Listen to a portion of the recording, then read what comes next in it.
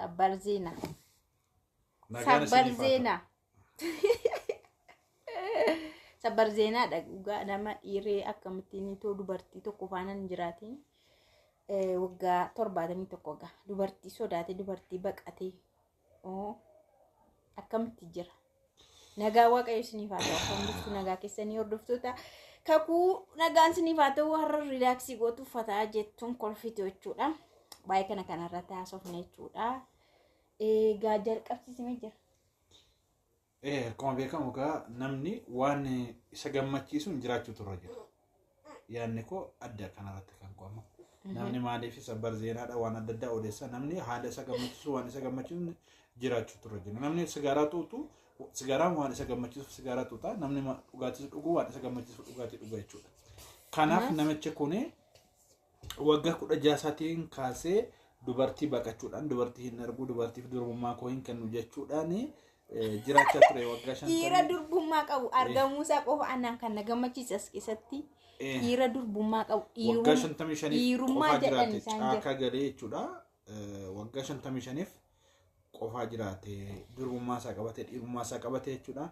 namichi kun hin tuqne hin tuttuqamne hin tuqsiisne waan hin jenne hin qabsiisne hin qabne egaa ammoona wajjumaan jira garuu kun karaa tokko cimina isaa agarsiisa jechuudha cimina isaa agarsiisa karaa biraa immoo wanta afuura hamaa wajjin wal qabatu jechuudha foobiyaa waan jedhamu afuura dubartii nama jibbisu jira karaa aadamaa inni ija ayina xilaa jechuun jechuudha ija qaba jechuudha ija xilaa jechuudha ija nama qabuudhanii odeessanii akka biyyaatti ayina xilaan maanni jira maadha ija qaba ija sarra buufateera irra buufateera akka dubartiin jaallanne godheera dubartiin illee akkasuma koo dhiira yeroo dhagartu kan jibbitu jirti dhugaa dubbachuudha dhuguma akka ammaatti dhiira yoo kan jibbitee balaaleffattu jirti hafuura hamaadha gaa kun akka amantaatti yoo finne hafuura hamaadha jedhamee yerootti irraa baafamu irraa ifatamu jira namni kun garuu addunyaa irratti jechuudha addunyaa irratti sadarkaa qabate baay'ee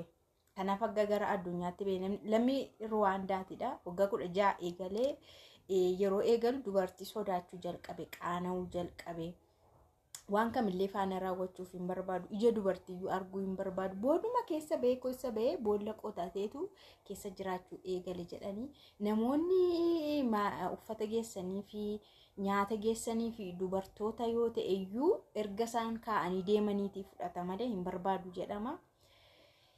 Anaan garuu baay'ee na dhibee jechuudha dhiirummaan isaas hin tuqamne yeroo jedhanii amma waggaa 16 sanatti akkam godhee ture waan tokko keeyyan galee jira maan jenne hin dhunganne karameellaadhaan amma by the way fedhiin foonii kan namatti dabalaa dhufu waggaa 15 kaasee dhiirri jechuudha waggaa 15 kaasee 15 olitti sirriitti kan fire age kan jedhamu waggaa 18 hamma 24 dhiirri kana dabarran yaa homaan jedhu jechuudha otuma waan akkasii keessan galiin gara caakkaatti seene namichi kun akka yaadamutti egaa jireenya namaa kana keessatti jechuudha namni jireenya isaan jibba jechuudha namni hojjetee maaliif akkas dadhabee maaliif akkas jiraadha jedha uumamni illee akkas nama goote jechuudha amma isa hojjennee argannu isa hojjennee itti gammannu isa hojjennee dhabnu otoo hin taane uumamni illee amma nama kana waan baay'ee dhabsiseera jechuudha dubartii wajjin wal qunnamtii saalaa godhanii gammaduun ikkoo uumama keessaa isa tokkodha namichi kanaaf garuu hin kennamne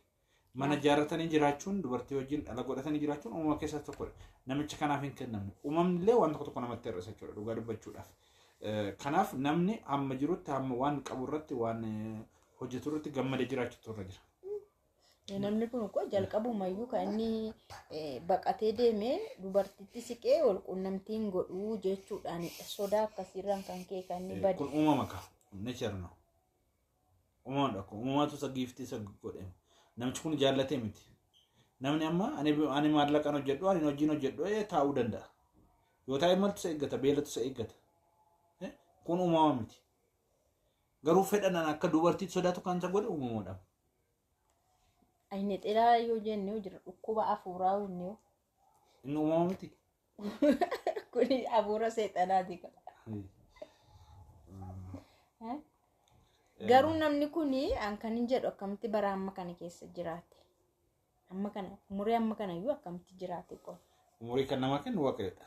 hamma kana too maangol'itu maaliin jeetu nama faan jiraatitu hawaasa faan hin jiraatiin akkuma bareetti akkuma dhokatetti akkamittiin bara hamma kana waggaa 71 faasaatti. Kana bichaa miti ani madhiin gadda waan dhageen qaba namichi biyya Finland tokko immoo ani maallaqa wajjin wal quunnamtiin godhu maallaqa kan lubbuu nama balleessisu kan jireenya namaa gadi buusu kan nama wal nyaachisu kan biyya wal nyaachisu kan cubbuu addunyaa kana wal makaa jiru.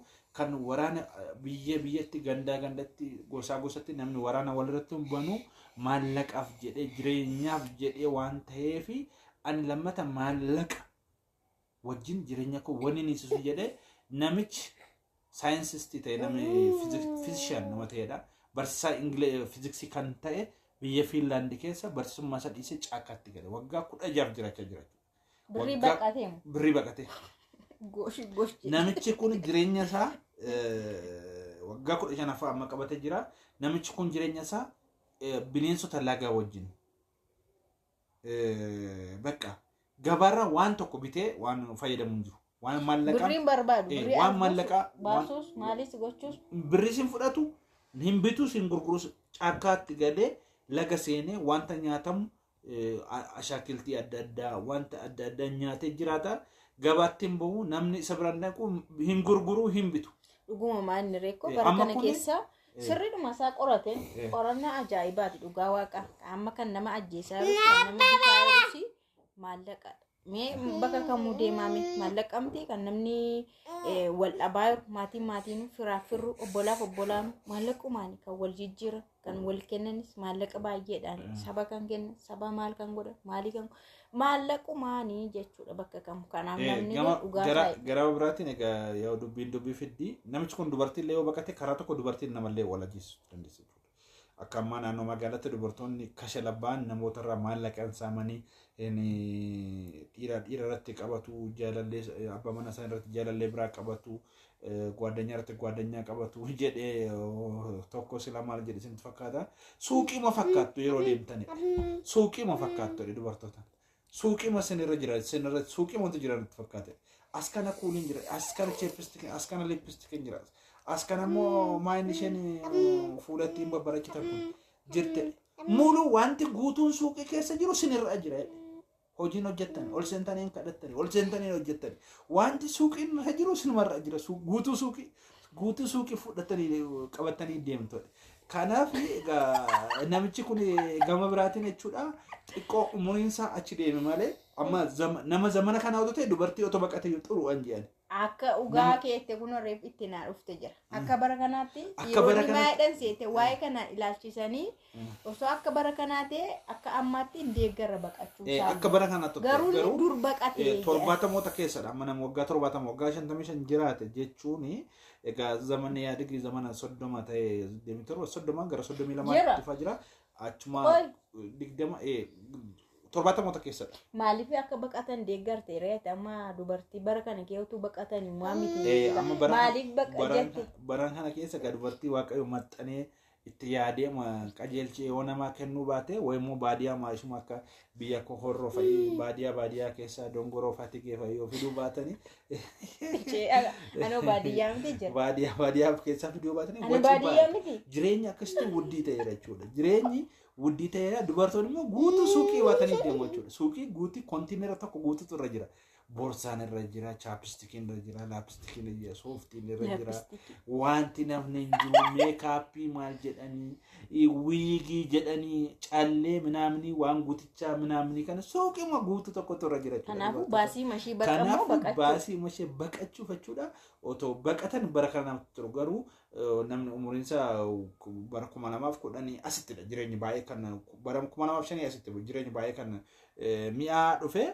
Saa ol dura namtee namni haaluma salphaatiin jiraata. Dubartiinis baay'ee faashinii akka kanaan dhufne moobaayilii kana jijjiiruu hin dhufne akkasaa ta'u obboleettiin koo tokko dura ishuma akkasaa ta'annaa bitinaan jettee turte moobaayilii akkasaa ta'uun kunis hin dhufne tiiktookiin kun hin jiru yuutuubiin hin jiru maaltu hin jiru waan ta'eef baay'ee hin baramne salphaa ture jireenyi dura jireenya haaluma salphaatiin dubartii egaa abbaan koo yaa'u baay'ee fuudheera kurna tokkoon fuunetti abbaan koo hiricha dubartoonni jaallatamu. Salphaa waan taaneef jechuudha. Jira anarra suuqiin jira mee adiraa kee jira. Ani qalaalii. Ani jeneraalii in odeessa malee sirra suuqiin jiran jenna. Sininis warna ilaalaa jirtanis ani sinirra suuq hin jiran jenne yaa'u haalumaan abbaa suuqiin irra jiru ofuu beeka. Abbaan suuqiin irra jiru ofuu beeka garuu barana jechuudha jamana kana wanti baay'een wanti qormaata irratti nama gashu jechuudha. Namichi dubartiin tontoqeen ture kunis durummaa isaa fudhatee caakkaa jiru kunis nama azansiisa waan gochuun qabu. Durummaa isaa fudhatee deemu xinnoo nama azansiisa. Dubartoonni illee kana waan gaanii achumatti barbaacha nafanii jedheen yaada. Akkasumas immoo namichi caakkatti nyaata dubartoota keessa achi hin baqataa erga isaan deemanii fudhata kaa'anii deemu. Baay'ee rakkisaa kun. Baay'ee rakkisaa. Akkasumas immoo namichi kana mallaqa wajjin waliin dhalgoodhe caakkatti galalle inni baay'ee cimaadha. Dhugaa dubbachuuf jechuudha. Namoota akkasii kutannoo godhan baay'ee barbaachisu. Baay'ee barbaachisu. Bara namni eessaan maallaqa argadhe kana godhadhe sana godhadhe dhunni immoo maallaquma ija maallaqa arguun qabodhe baqatee bade. Ajaa'iba sinuu maal namichi kunillee waggaa 15 caakkatti gale jechuudha. Caakka galee kuduraa fuduraa bineeyyoliin adda addaa foonis waan barbaade achuma otoo hin bitiin achuma fayyadamaa bakka wanti maallaqaan gara isaatti dhufu maallaqa biraan gahu maallaqa biraan dhufuun. Kana jenna egaa yaa'u uumamni namoota haala adda addaa nama geessisti waan hundaafuu Waaqayyoon galateeffanii jiraachuun baay'ee barbaachisaadha. Isinoo maal jettu yaada kanarratti